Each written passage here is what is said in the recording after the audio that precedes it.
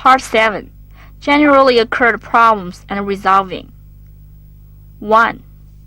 Dumpling breaks continuously. After firing, the machine should be stopped immediately and opening the forming frame. Is that some impurity is into internal nozzle. Should unscrew adjusting nut, increasing the thickness of dough pipe. After start machine, removing impurity. If do not remove it yet, should disassemble external nozzle, takes impurity out. To avoid that breaks, should check if there is impurity in dry flour and keep cleaning of flour mixing machine. 2. No dumpling is falling off. It may be 3 reasons. A. There's a few dry flour in dry flour funnel. B. The dry flour funnel may be blocked. C. Dumpling dough may be softer.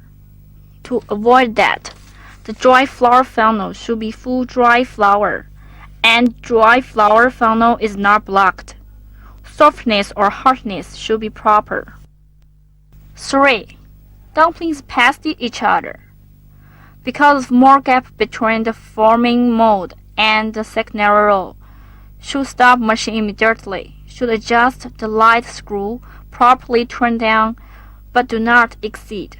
Otherwise, forming secondary roll may be broken. 4. Dumplings short of edge. The reason is that A. Dough volume is not enough. Should turn adjusting nut of dough volume clockwise and adding dough volume properly. B. Dry flour may leak out more than enough. Should adjust the controlling plant of dry flour funnel. Leak volume of dry flour is decreased by adjusting but do not pass the forming mold. 5. Dumpling with wrinkles. It's more dough volume. Should adjust not to decrease properly dough volume. 6. Before start machine, the adjusting nut of dough pipe should be decreased degree of tightness. If dough pipe is too thick, it will adjust for thin again.